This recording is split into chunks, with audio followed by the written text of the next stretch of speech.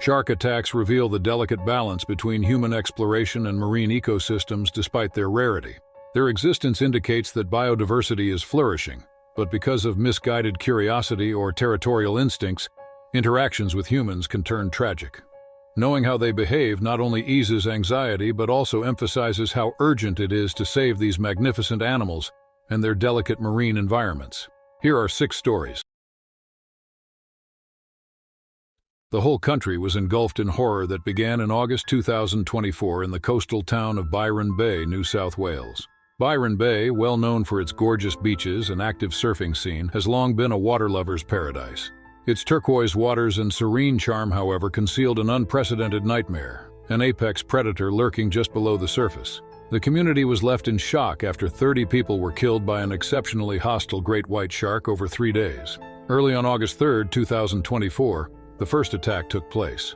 A group of surfers, including 28-year-old Caleb Morrison and his friends, were enjoying the morning waves off Wategos Beach. Witnesses reported that a large fin slicing through the swell abruptly disturbed the glassy surface of the water.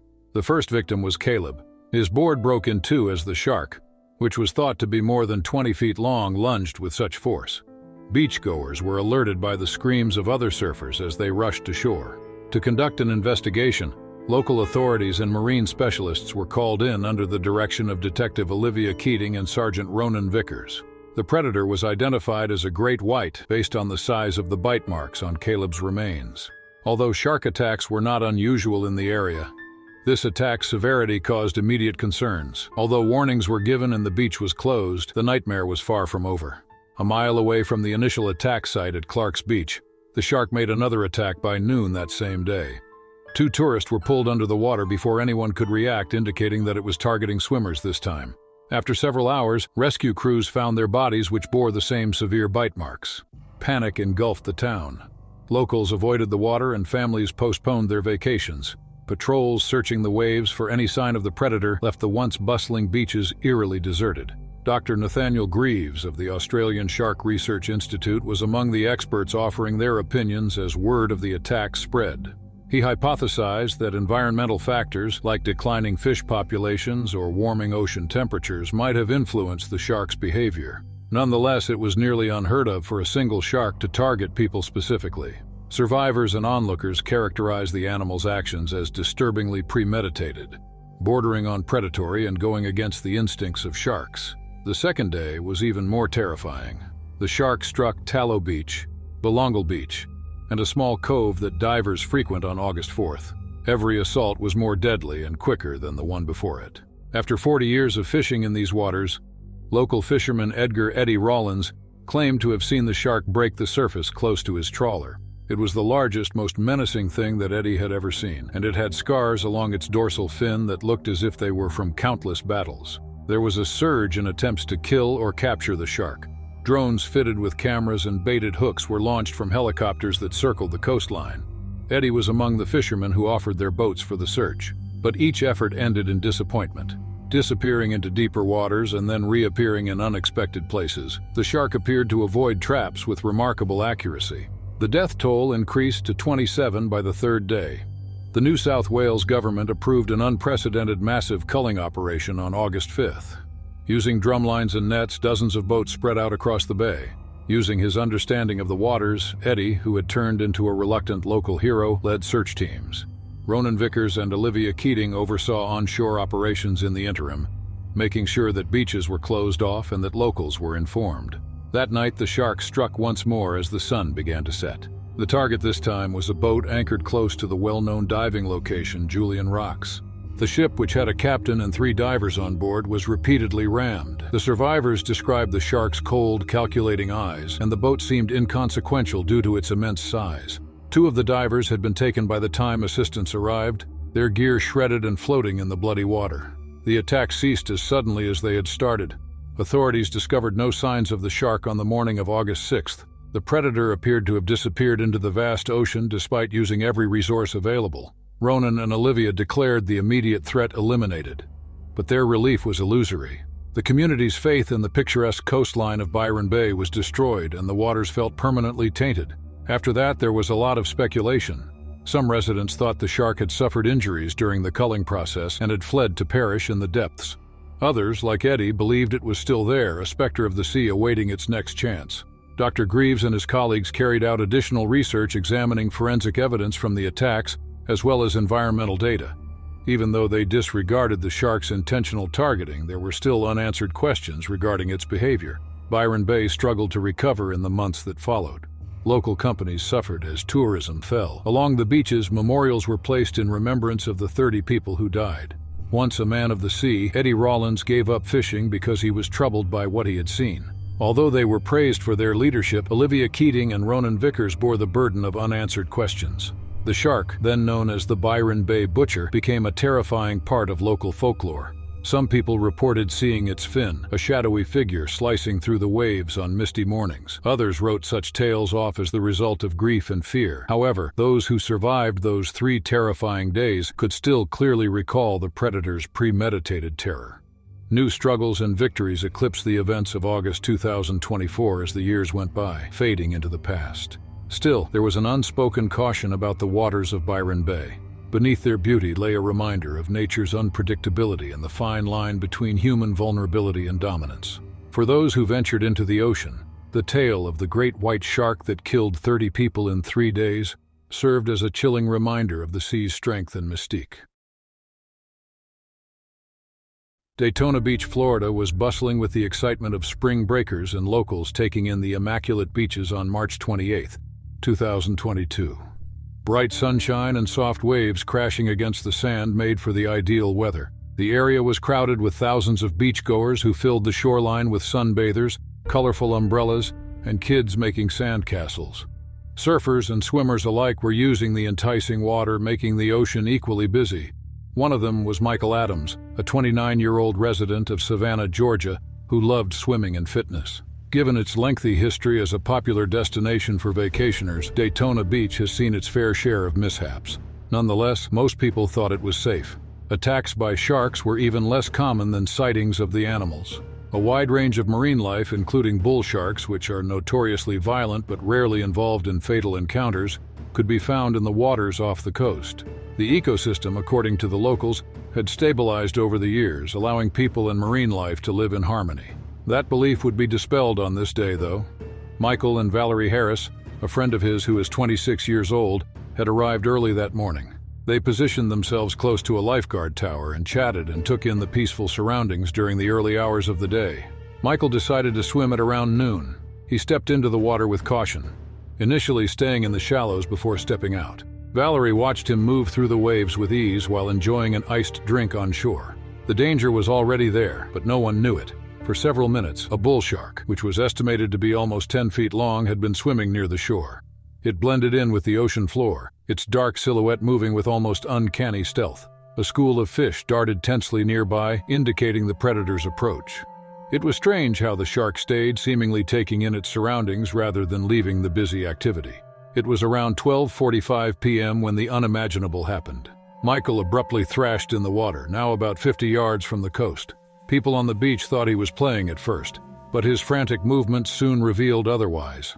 Near Valerie, a man shouted something inaudible over the din of the crowd, pointing toward the ocean. Upon realizing Michael was in grave danger, Valerie stood motionless, her heart sunk. With deliberate precision, the shark bit Michael's lower leg and dragged him under. Witnesses recounted a brief, horrifying struggle during which he tried to break free. When blood appeared in the water, the swimmers in the area became alarmed. Whistling through the confusion, lifeguards rushed into action and ordered everyone to leave the water right away. As a team raced to Michael's aid, rescue boards and jet skis were used. By the time the lifeguards arrived, Michael was seriously hurt. He was successfully hoisted onto a rescue board and taken to the shore, where paramedics were waiting. As medical staff frantically attempted to stabilize him, Valerie, who was pale and trembling, stood close to the scene. They did everything they could, but Michael passed away from his wounds a few minutes later. Many people in the crowd were left in stunned silence after his death. As authorities surrounded the area, inquiries started to surface. Local marine biologist Dr. Lionel Cuthbert was called in to evaluate the situation. He was asked why the shark had attacked so violently and why it had come so close to shore. Bull sharks are known to frequent shallow waters, particularly during warmer months when fish populations are abundant, he explained.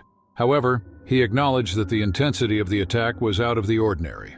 Officer Dana Whitlock led law enforcement and wildlife officials in taking prompt action to protect the public. Access to the water was restricted and the beach was evacuated. Helicopters circled the coast looking for the shark's presence. It was later seen several miles north on drone footage, but it vanished before authorities could act. Frustration mounted as the predator eluded capture. In the days that followed, the incident dominated headlines. Michael's story became a tragic symbol of the unpredictability of nature. Interviews with witnesses painted a vivid picture of the attack, further fueling public fear. Social media platforms buzzed with debates about shark behavior, ocean safety, and human responsibility in marine environments. Some called for widespread culling of sharks, while others advocated for better education and coexistence strategies. Valerie struggled to come to terms with the loss of her friend. She described him as a kind, adventurous soul who had a deep respect for the ocean. She became an advocate for increasing awareness about shark safety while she was grieving. Valerie worked to promote responsible beach practices by collaborating with marine experts and hosting workshops for the community.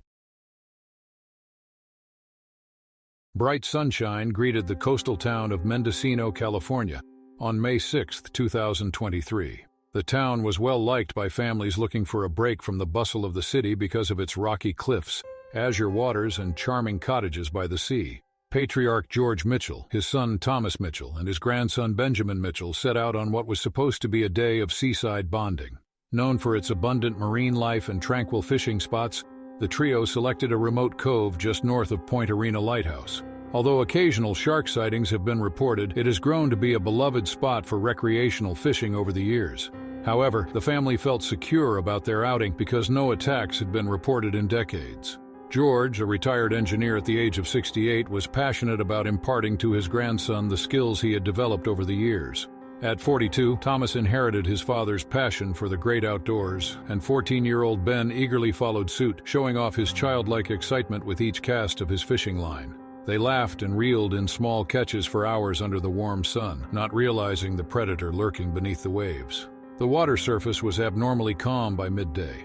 Standing at the edge of the rocky outcrop, George skillfully threw his line into the deep blue. Abruptly, the peace was broken. A great white shark, thought to be more than 15 feet long, lunged from the depths near George, causing a huge splash. The scene was later described as shockingly fast and violent by witnesses who were watching from a nearby location. George was dragged into the water with terrifying force as the shark's strong jaws clamped down on his leg. Thomas's reaction was automatic. He dropped his equipment and dove into the water, intent on saving his father. When the shark exhibited an aggression that puzzled experts, it turned its attention to Thomas, and the mayhem intensified. It struck with such accuracy that onlookers began to wonder if the predator had altered its behavior to target people specifically. As Thomas fought to fend off the relentless shark, the water churned crimson.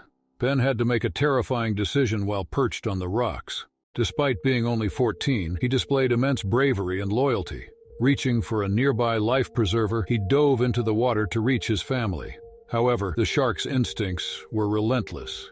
It struck Ben in a final terrible blow, pulling him beneath the surface before he could reach his father and grandfather. When hikers who had witnessed the tragedy alerted local authorities, the water was eerily still. Only shattered clothing and fishing gear remained as grim evidence after a Coast Guard team searched, but the predator had vanished. Rescue crews searched the area for the next few hours and found the family's partial remains. The great white shark, however, escaped capture and vanished as mysteriously as it had appeared. Marine biologists and shark behaviorists were called to investigate the incident. Dr. Evelyn Hart, a leading expert in shark behavior, closely examined the circumstances. She noted that while shark attacks on humans are typically rare and often the result of mistaken identity, this predator displayed unusual patterns. Its repeated attacks and apparent targeting of multiple individuals in quick succession were behaviors not commonly seen in great whites. Speculation ran high among both locals and experts. Some suggested that environmental factors such as warming ocean temperatures and declining fish populations might have driven the shark closer to shore and made it more aggressive. Others proposed that the shark could have been injured or sick, leading to erratic behavior. The attack shocked the small Mendocino community regardless of its cause. Following the incident, authorities posted warning signs along the coastline and permanently closed the cove. Hundreds of people attended the Mitchell family memorial services in Sacramento, where they were born and raised. It was said that George, Thomas, and Ben were known for being a close-knit family. Shark conservation and human interaction with marine environments became more widely discussed as a result of the tragedy. Environmental organizations stressed the significance of protecting shark populations, which are vital to preserving the equilibrium of ocean ecosystems, despite some calling for the predator to be eradicated. Dr. Hart urged a focus on education and research to understand better and coexist with these apex predators, warning against demonizing the species. For those who saw it, the incident continued to haunt them years later. Both thrill-seekers and somber tourists were drawn to the cove, which represented the erratic power of nature. Documentaries and articles have told the Mitchell family's story, which served as a moving reminder of the dangers and benefits of going into the wild. The shark's fate and motivations were unknown because it was never seen again. Its attack on 3 generations of the Mitchell family marked a dark chapter in the history of California's coastline, regardless of whether it was motivated by instinct, desperation, or something more mysterious. The assault on May 6, 2023, was a sobering reminder of the strength and unpredictable nature of the natural world. For those who were there, the memory was still clear. A terrifying illustration of how a sunny, ideal day could devolve into a tragic and chaotic scene. Yet amid the grief and fear, the incident also sparked a renewed commitment to understanding and respecting the ocean, ensuring that future generations could safely enjoy its wonders.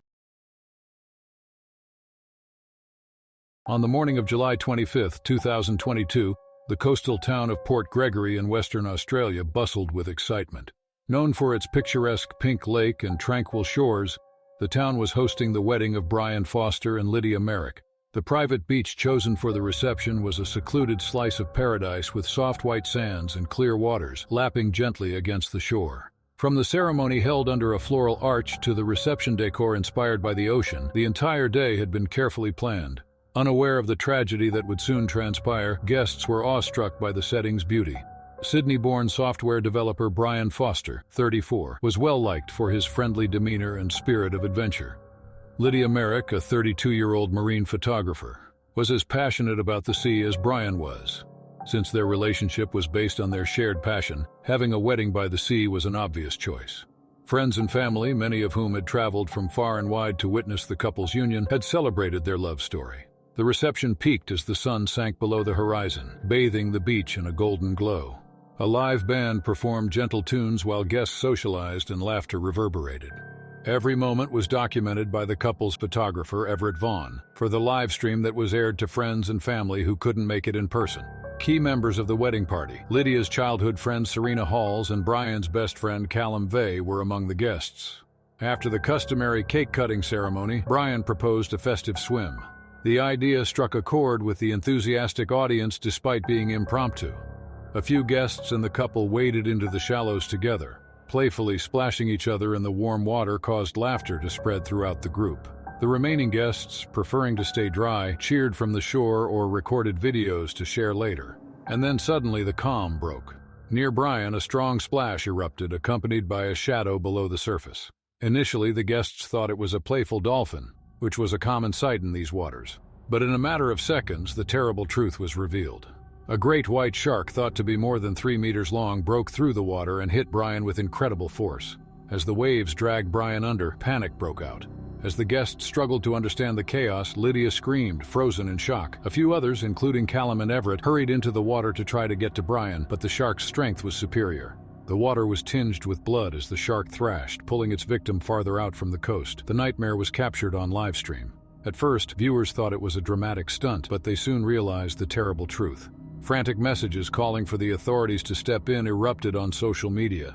At the same time, the mood on the beach turned hopeless. Despite their fear, others attempted to console Lydia as she fell to her knees and began to sob uncontrollably. After the initial distress call, emergency personnel arrived in a matter of minutes. Rescue crews and lifeguards sent out boats to look for Brian, but the shark had already disappeared into the ocean. To assess the situation, marine experts were called in and the beach was roped off. Shark attacks were uncommon, according to local marine biologist Dr. Theo Gramlich, but the region's growing tourist appeal may have disturbed the natural behavior of marine life. The search for Brian continued late into the night, but yielded only fragments of his torn wetsuit. Authorities later confirmed his death, marking the event as one of the most harrowing shark attacks in the region's history. Once a site of joy, the private beach turned into a solemn place with grief smearing its immaculate sands. Port Gregory struggled to deal with the fallout in the days after the tragedy. There were signs along the shore alerting people to shark activity, but the beach was still closed. Scientists and local fishermen worked together to use tagging tools and drones to track the shark. The predator continued to elude them despite their efforts. In a private service in Sydney, Brian's loved ones lamented his passing.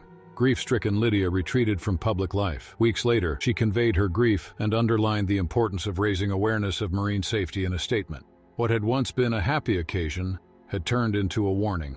Experts discussed the balance between tourism and wildlife conservation, and local authorities thought about tightening rules for beach activities. In addition, the tragedy sparked a wave of support for Lydia and the Foster family, with money pouring in to help with recovery and finance shark research.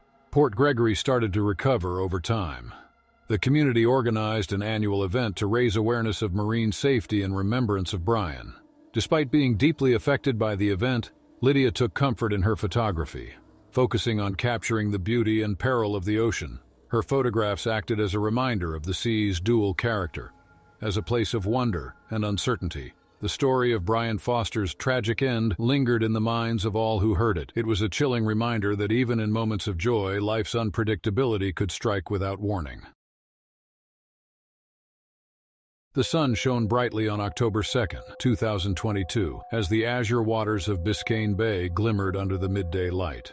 Located off the coast of Miami, Florida, the bay had long been a playground for the rich and adventurous.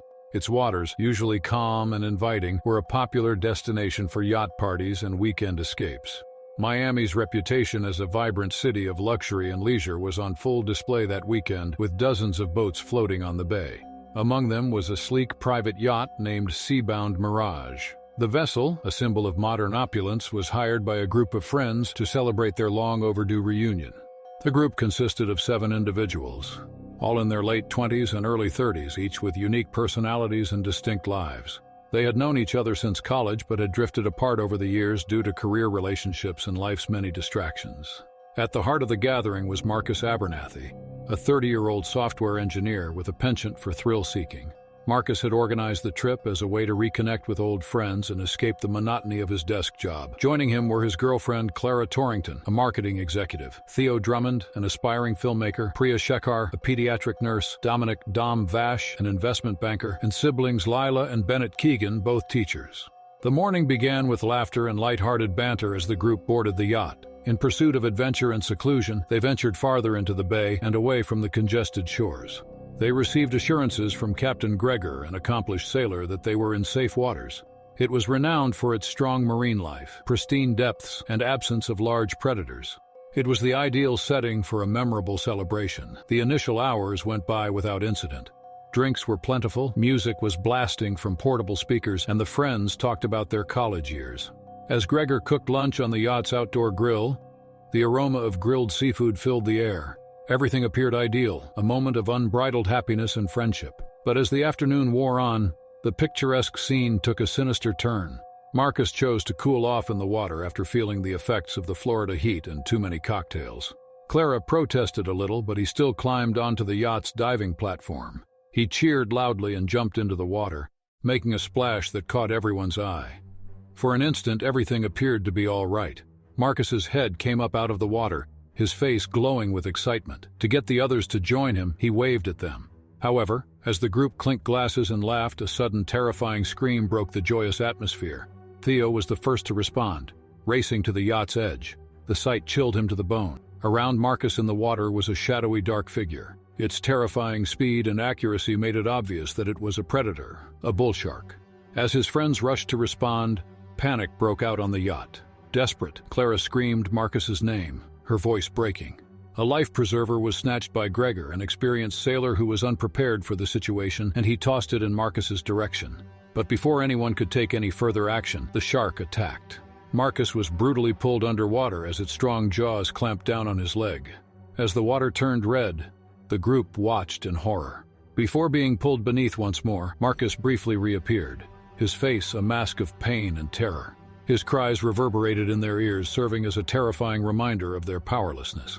Despite being shaken, Gregor made an effort to keep his composure. He retrieved the emergency radio from the yacht and informed the Coast Guard of their location, requesting assistance. In the meantime, in the vain hope that Marcus would surface, Dom and Bennett tried to locate him in the water. Lila's voice was shaking as she sobbed that he was gone. Priya, who typically remained composed under duress, was stunned, and her medical education was useless in the face of such a violent and abrupt incident. The ensuing minutes seemed like hours. Fear and grief paralyzed the group, causing them to gaze only at the water.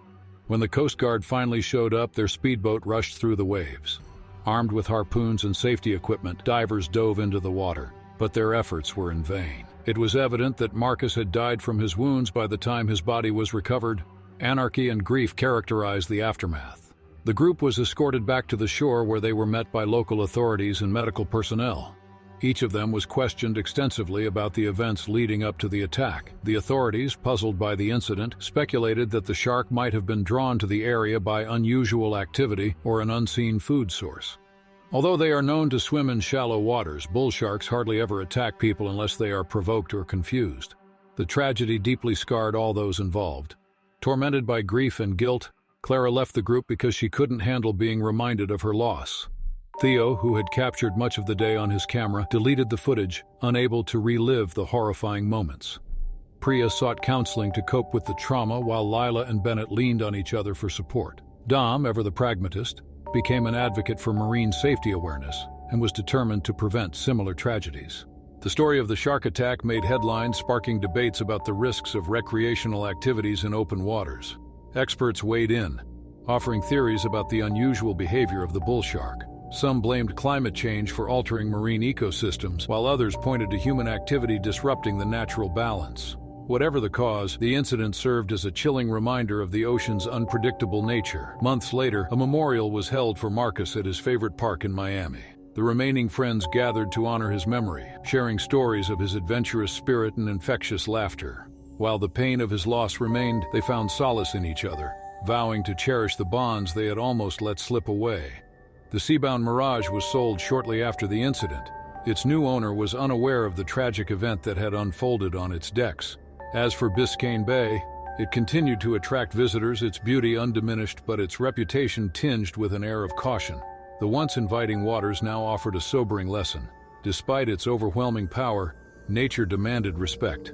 The incident became a turning point for Marcus's friends, a stark reminder of life's fragility and the strength of friendship in the face of adversity. California's Pismo Beach coastline is renowned for its expansive open spaces and scenic beauty, drawing surfers and tourists from all over the world. The miles-long beach tied with cliffs and the occasional tide pool was situated just south of San Luis Obispo County. Many surfers had successfully navigated the strong waves that swept along the shores of the small town in 2023. Because of its consistent surf breaks, which were perfect for novices and experienced surfers alike, surfers flocked to this area. However, on December 8th, a sequence of peculiar occurrences took place that would be recalled for years. For more than 10 years, 27-year-old professional surfer Jake Holloway has been riding the waves here. Jake had made a name for himself in the California surfing community. Thanks to his sharp skills and fearless attitude, his reputation was rising and his competitive career was taking off. But Jake couldn't have been more prepared for what was going to happen on that fateful December day. A slight breeze blew across the water. The swells looked promising, and the ocean that morning seemed calm. When Jake paddled out into the surf, the sun was low in the sky, bathing the waves in a warm golden glow. He liked the solitude of the open water, so it was not unusual for him to be by himself. Pismo Beach was known as a peaceful location where the waves provided seclusion, but also occasionally peril. In the morning, Jake managed to catch a couple of respectable waves cutting through the water with ease and accuracy. This place gave him a sense of invincibility because of the vastness of the ocean, the salty air, and the rhythm of the waves. But that sense of invincibility would soon be shattered. Jake felt something wholly out of place as he paddled for another wave. The still swells were momentarily disturbed by a shift in the water surrounding him. Before he could respond, a tremendous force came from below, causing him to fall from his board. It all happened so quickly that Jake had no time to comprehend the nature of the attack. Jake was flung into the waves, confused. A sharp sting and searing pain shot through Jake's left leg as the enormous creature's teeth sank into him. He gasped, trying to regain control, but the pain was overwhelming. The shadow of the beast loomed just beneath the surface as Jake scrambled to get back on his board, panic setting in. It wasn't a single bite. The shark was circling him. He could feel it. Jake immediately recognized how bad the situation was. It was a great white. Though he had prepared for scenarios like this, there was no protocol for dealing with an attack of this relentless intensity. As the shark struck once more, this time digging its teeth into Jake's leg, his breath became more rapid. Jake lost his equilibrium due to the force of the bite. The blood from his wounds was visible in the water as he screamed in agony, attracting more predators. However, using instinct and sheer determination, he was able to get himself onto his surfboard and started rowing frantically in the direction of the coast. He only focused on getting to safety and did not look back. The shark wasn't finished, though. As it swam in time with his movements, the predator's dark outline could be seen just below the surface of the water. Jake paddled harder each time, and the shark kept up with him. The shark would lunge forward, delivering another vicious bite whenever Jake thought he had gained some distance. Despite the excruciating pain, Jake remained determined. His mind raced as he paddled with every last bit of strength. Shark attacks typically last only a short time, driven by curiosity or hunger, but this one felt different. The shark wasn't just attacking, it was hunting. Jake's body ached, but he pushed through the pain. The fight for survival became a test of endurance, and he was still far from the shore. He could predict the waves and read the ocean, but he had never encountered a creature that wouldn't relent. His arms burned with fatigue as he neared the shallows, the water around him hazy and bloodied. The beach appeared in the distance, a tiny glimmer of hope. With the last of his strength, he pushed forward, but the shark continued to pursue him, staying right behind. Jake finally made contact with the sand below as his board hit the shore. He was so close. With one final desperate push, he reached the shallows, where the water was only knee-deep.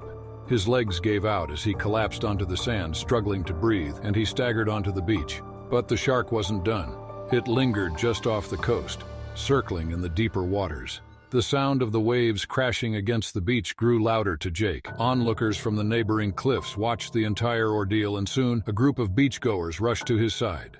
They called for help, and within moments, paramedics arrived. Jake was quickly loaded onto a stretcher, his body battered and bloodied, his leg torn apart by the shark's bites. He was rushed to a nearby hospital where doctors worked tirelessly to stabilize him.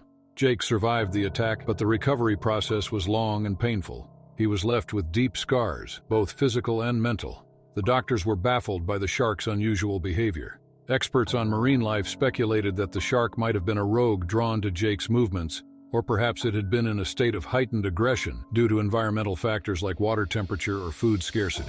Despite the attacks, Jake never returned to the water in the same way. Though his body healed, his trust in the ocean had been irrevocably shaken. Pismo Beach, once a place of solitude and sport, had become a symbol of the terror that lurked just beneath the surface. The shark, however, seemed to disappear as mysteriously as it had appeared. Though many feared it would strike again, the waters gradually calmed. Jake's ordeal raised alarms among local surfers, who became more cautious in the days and months that followed. Some even stopped surfing at Pismo Beach altogether, opting for less dangerous spots. Jake Holloway's story, though a tale of survival, turned into a cautionary one for others, reminding them that the ocean, for all its beauty and allure, could never be fully tamed. Questions still lingered about the shark's unusual behavior, with no answers in sight. Some speculated it was a case of territorial aggression, while others suggested it might have been a reaction to human intrusion into its domain. Regardless of the cause, Jake's life was forever altered. His story would be shared among surfers for years to come, serving as a chilling reminder of the ocean's unpredictability and the creatures that dwell within it. Despite the ordeal, Jake continued with his career, carrying a healthy respect for the darker mysteries of the ocean. His near miss on that fateful December day served as a continual reminder that even the most seasoned surfers could not escape the perils that lurked beneath the surface.